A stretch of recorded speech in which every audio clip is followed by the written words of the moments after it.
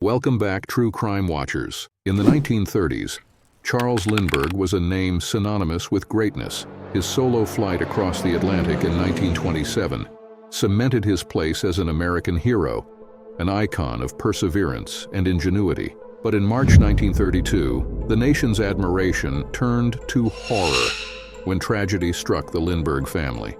The kidnapping of his infant son, Charles Augustus Lindbergh Jr., became one of the most sensational cases in American history, capturing headlines and captivating public attention for decades.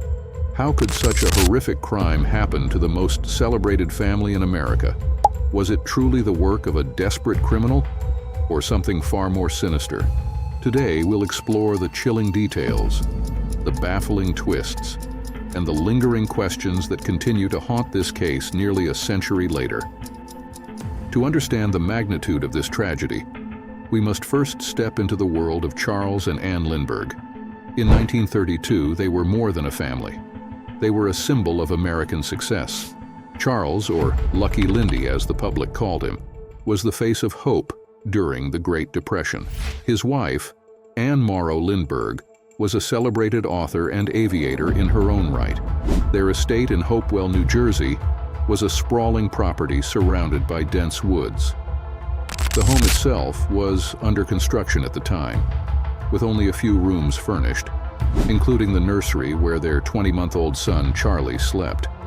It was the evening of March 1st, 1932, a Tuesday, when the Lindberghs unexpectedly decided to stay home instead of returning to Anne's parents' house. The change in plans was prompted by Charlie's mild cold, an innocent decision that would have catastrophic consequences. Sometime between 8 and 10 p.m., a kidnapper climbed a wooden ladder up to the second-story nursery window.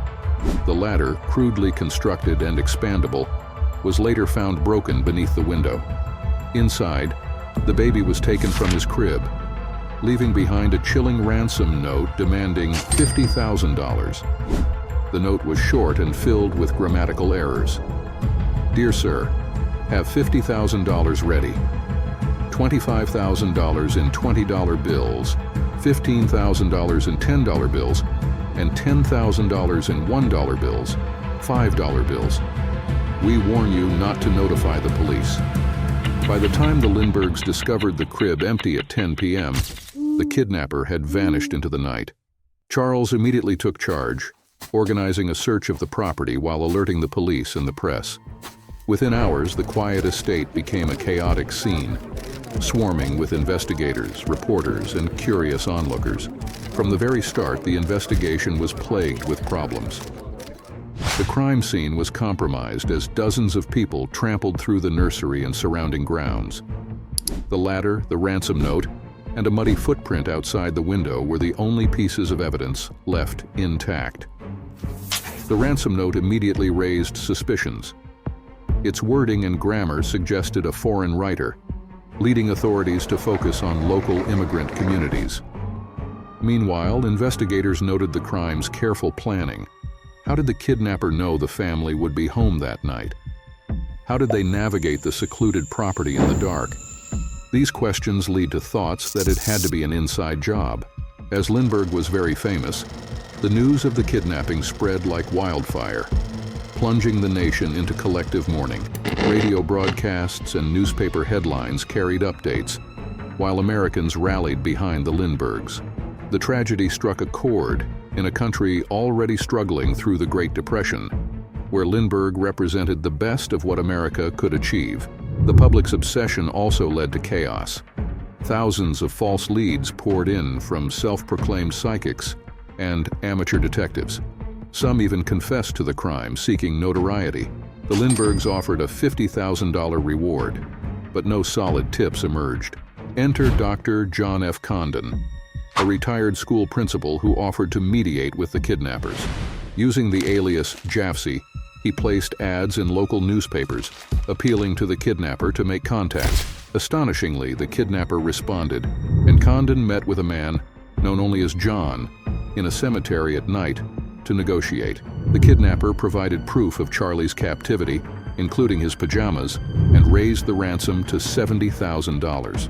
On April 2nd, 1932, The ransom was paid in marked bills, but the promised location of Charlie, a boat named Nellie, turned out to be a hoax. On May 12, 1932, the case took a grim turn. Charlie's remains were discovered by a truck driver just 4 miles from the Lindbergh home.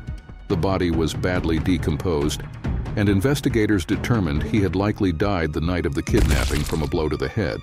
The discovery of Charlie Lindbergh's body devastated both his parents and the entire nation. The tragic event shocked the world, yet it raised even more troubling questions.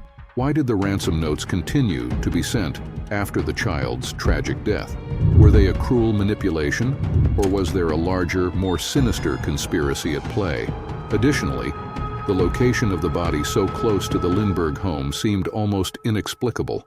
Despite extensive searches by both law enforcement and volunteers in the surrounding area, how had it remained undiscovered for so long? These unanswered questions only deepened the mystery surrounding the case, leaving the public and authorities alike grappling for explanations.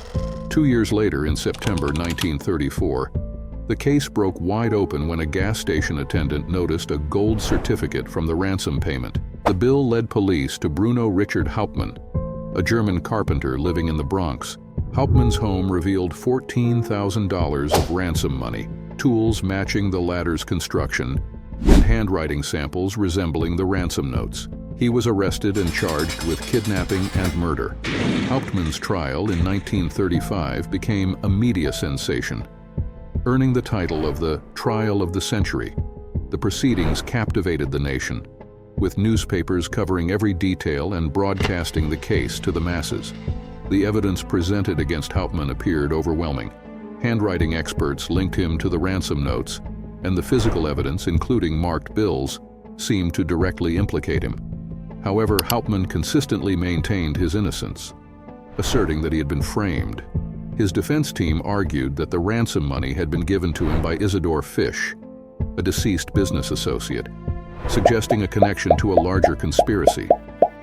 Despite these claims and a highly publicized legal battle, Hauptmann was convicted of kidnapping and murder and sentenced to death. On April 3, 1936, he was executed in the electric chair at the New Jersey State Prison. However, even after his death, the case remained shrouded in uncertainty. Doubts about Hauptmann's guilt persisted, with many questioning whether the right man had been convicted. New theories emerged, and even years later the case continues to spark debate and speculation. Some have speculated that Charles Lindbergh, due to his personal beliefs and concerns about his son's health, may have played a role in the tragedy surrounding his son's kidnapping and death.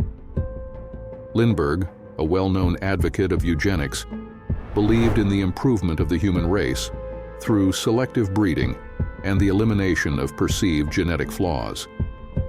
His son, Charles Lindbergh Jr., suffered from a variety of health problems, including a weak immune system and developmental issues, which caused significant concern for the Lindbergh family.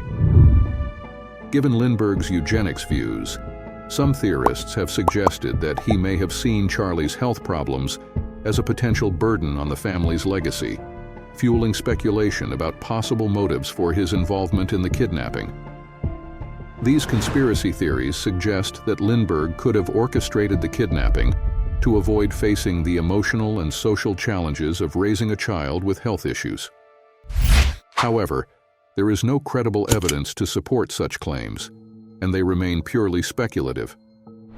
The Lindbergh kidnapping changed America. It led to the Lindbergh Law, making kidnapping a federal crime, and highlighted the dangers of celebrity. Yet the case remains unsolved in the eyes of many. Was justice truly served, or does the truth remain buried? Thank you for joining us as we revisited this haunting case. If you enjoyed this deep dive, don't forget to like, subscribe, and share your thoughts in the comments. Which mystery should we explore next? Let us know, and until then, keep questioning the past to uncover the truth.